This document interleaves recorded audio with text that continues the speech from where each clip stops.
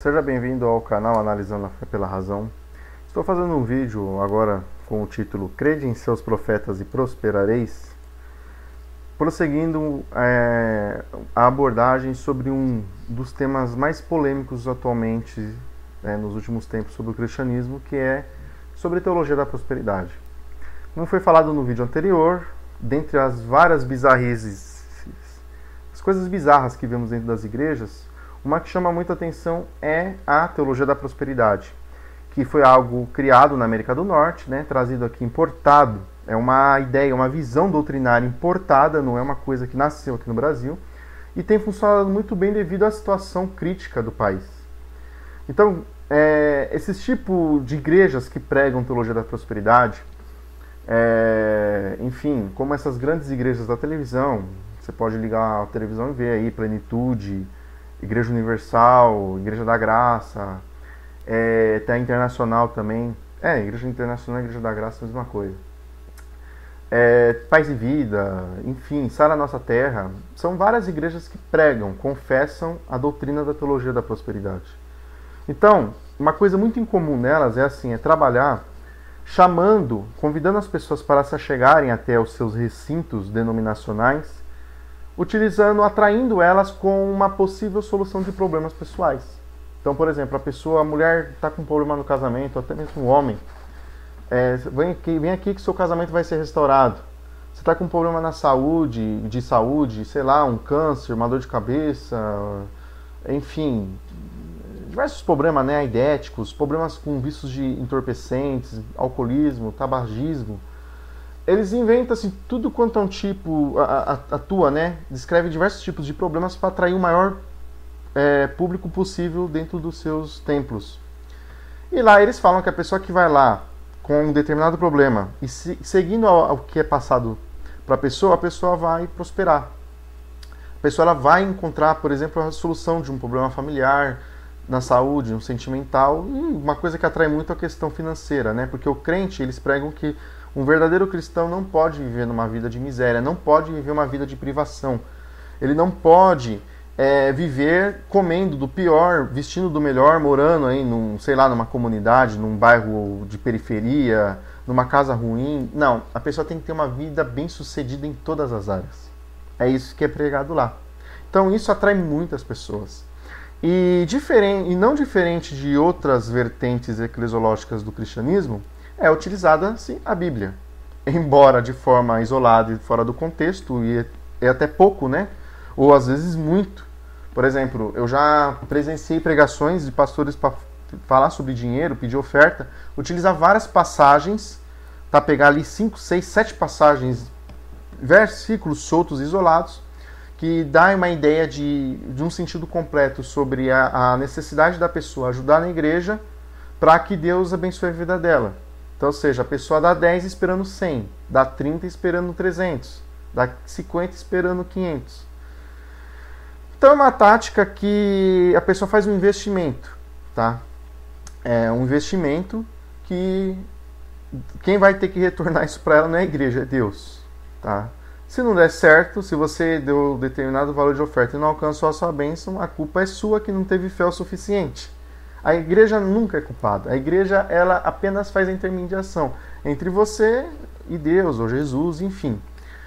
Então, dentro desse tema da teologia da prosperidade, algo que eu quero estar abordando é sobre uma passagem bem conhecida também, tá? Então, eu trouxe aqui na imagem do lado, você pode ver. A promessa: crede no Senhor vosso Deus e estareis seguros. Crede nos seus profetas e prosperareis. Esse texto ele se encontra-se no livro de 2 Crônicas, capítulo 20, verso 20. Tá? Então, o que acontece? Eles abordam, o pastor que ele quer, por exemplo, falar para você pegar um determinado envelope. Eles trabalham muito com essa questão, Você pega um envelope, não para trazer o dinheiro no dia, que ali a maioria das pessoas de repente não tem o dinheiro, mas eles determinam um dia pré-estabelecido, enfim, semana que vem, mês que vem, ou daqui 5 dias, a pessoa voltar lá dentro da igreja e trazer um valor correspondente, tá? Então eles pegam aí, enfim, por exemplo, uma passagem que fala sobre número, algum tipo de valor ou uma quantidade numérica, eles traduz essa numeração para um valor em dinheiro e a pessoa vai trazer. E aí a pessoa vai alcançar a bênção. Geralmente essas passagens são acompanhadas realmente com uma ideia de promessa. Como podemos observar aqui no texto aqui, ó. Crede no Senhor vosso Deus e estareis seguros. Crede nos seus profetas e sereis bem-sucedidos, ou prosperareis, de acordo com a versão da sua Bíblia. Tá? Você pode acompanhar pela sua Bíblia. E uma coisa que eu sempre ensino aqui no canal, quanto mais versões de Bíblias você analisar um mesmo texto, maior é a sua compreensão. Então, às vezes, um termo que é utilizado, uma expressão, uma palavra utilizada numa versão, você não entende ali, mas se você ler outra versão, você consegue compreender. Então, para quem eu faço os meus vídeos, tá? Principalmente para você que quer se esclarecer sobre o cristianismo, quer se esclarecer sobre religião, abrir teus olhos e sua mente para a realidade, tá? Porque o mundo não é muito bem da forma que nos contaram. Então, voltando aqui ao texto, aqui você tem uma promessa. Crede no Senhor vosso Deus, ou seja, você confia em Deus. Toda a igreja cristã vai pregar que você tem que confiar em Deus. Isso aí é uma coisa unânime dentro do cristianismo, tá? Até mesmo em outras religiões.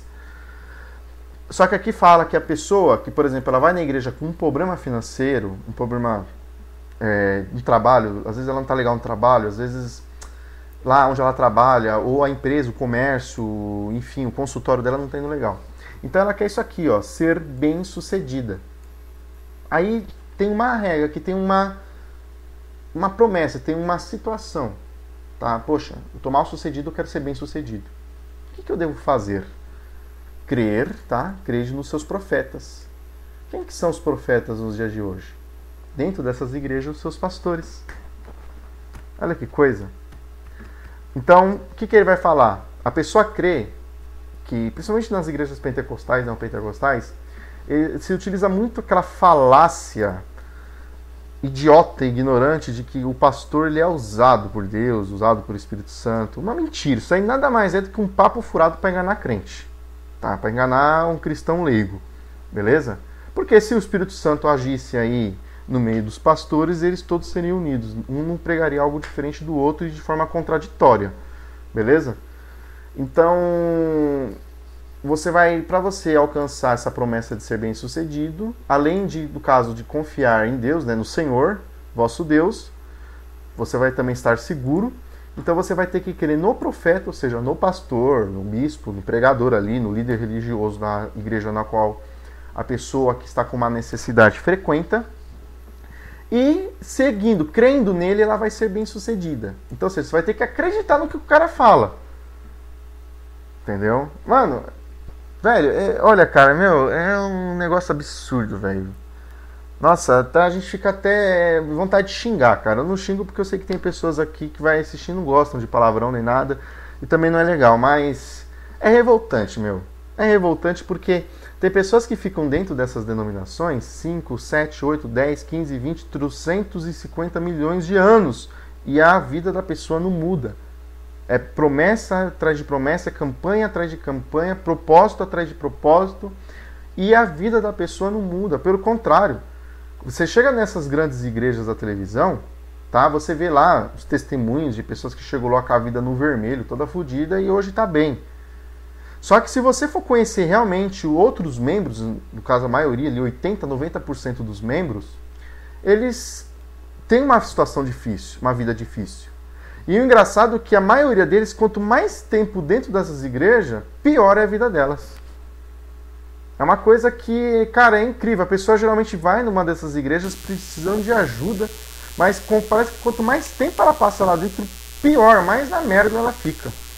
É incrível um negócio desse. Pode pesquisar, não tô falando isso daí, enfim, a minha vida, por exemplo, não é uma maravilha, cara, só que eu sou aberto para a realidade, entendeu? Eu sou diferente do cristão, e também não tô fazendo esse vídeo criticando não, o pentecostalismo, criticando a teologia da prosperidade, tá? Muitos cristãos pensam como eu. Não pensa você, por exemplo, se você não é um pentecostal, nossa, olha aí, ó, tá vendo? Virou incrédulo, agora tá criticando. Não, outros cristãos também criticam a teologia da prosperidade, também vão criticar o neopentecostalismo, porque o cristianismo em si, ele é cheio de divisões. É só você observar ao seu redor. Por exemplo, você anda por aí, Você andar pelas ruas durante 10 minutos, você se defronta com 3, 4, 5 igrejas. Uma diferente da outra. Creem no mesmo Deus, creem na mesma Bíblia, só que uma tem uma visão interpretativa diferente da outra. E essas diferenças, elas são contraditórias, elas não são semelhantes. São diferenças. Estamos falando de contradições dentro da maneira que se interpreta e entende a Bíblia. Tá? Mas, enfim, voltando aqui à nossa análise dessa passagem, o livro de Crônicas, como já foi falado uma vez aqui, ele não traz nada de novo na Bíblia. Se você fazer uma leitura de Gênesis e Apocalipse, que é a ordem canônica dos livros, o que você ler em 1 Crônicas vai estar relatando os principais fatos de 1 e 2 Samuel. E o livro de 2 Crônicas vai estar falando sobre os principais fatos ocorridos no livro de 1 e 2 Reis. Então, ou seja, o livro de Crônicas ele traz algumas expressões e palavras diferentes. Porém, ele não traz novidades propriamente. Nada mais é do que repete uma narrativa antes já feita. Beleza? Então, o que acontece? Aqui eu tenho todo aqui no nosso esboço o verso 20. Porém, a promessa, conforme a imagem aqui, do crede no Senhor vosso Deus e estareis seguros, e crede nos seus profetas e prosperareis, eles pegam aqui, na metade do versículo. Tá? Crede no Senhor vosso Deus e estará seguro. Seguro do quê? De um assalto, de uma bala perdida, de um acidente, enfim, de vomitar à noite e morrer engasgado, levar um choque elétrico no chuveiro. Seguro do quê? Muito aberto, né? E outra coisa também, crede nos seus profetas, tá? Profetas aqui não é o teu pastor da sua igreja. O profetas aqui, tá? Aqui no período que o período que foi escrito, aliás, que é narrado na história de 2 Crônicas, era um período que existia-se profetas em Israel. Embora eu particularmente não creio em profetas, tá? Mas assim, se você é cristão, você vai ter que crer em profetas. Profetas existiram, tá? Porém, aqui o texto ele não está falando sobre o seu pastor.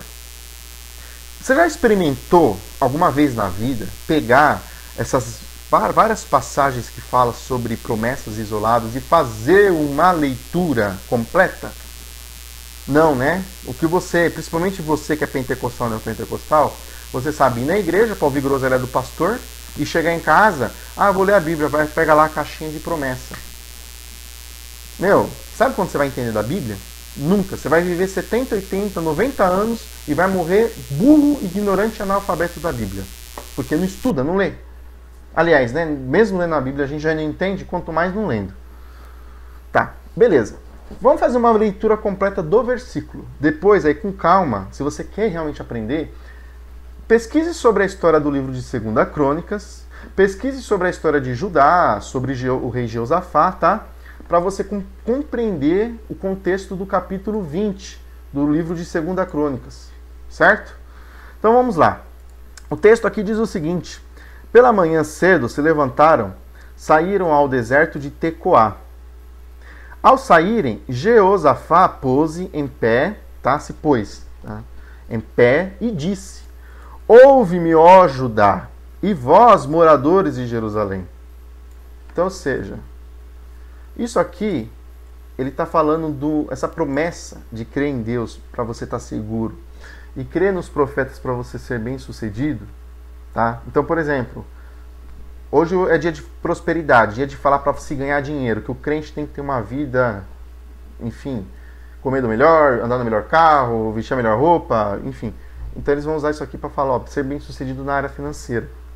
Se é um dia de saúde, eles vão falar para você ser bem sucedido na saúde. Se é familiar, eles vão falar para você ser bem sucedido na vida familiar. Então você pode ver que as expressões bem sucedidos e estarei seguros é muito aberto. Estar seguro em relação ao quê? Ser bem sucedido em relação ao quê? Ou seja, traz um conceito muito amplo, muito aberto. Tá? Mas se você for analisar só o verso,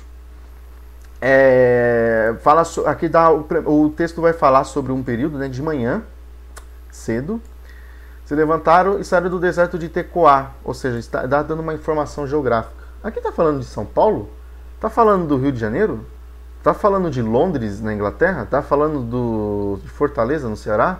Tá falando de Jundiaí, no interior de São Paulo? Não. Saíram ao deserto de Tecoá. Só que eu até pesquisei no Google esse lugar, deserto de Tecoá, talvez possa até ter mudado de nome a região, tá? Mas não encontrei propriamente informação. Se alguém encontrar e quiser postar aqui nos comentários, fiquem à vontade. Ao saírem, Jeosafá pôs em pé. Ou seja, quem que é Jeosafá? Eu trouxe aqui uma análise aqui, ó. O rei Jeosafá, ou Jeosafate, foi o quarto rei de Judá e reinou durante 25 anos. Então, ou seja, ele foi o rei Jeosafá, que é essa imagem ilustrativa. Suponhamos que aí seja o rei Jeosafá. Foi ele que pronunciou isso para quem?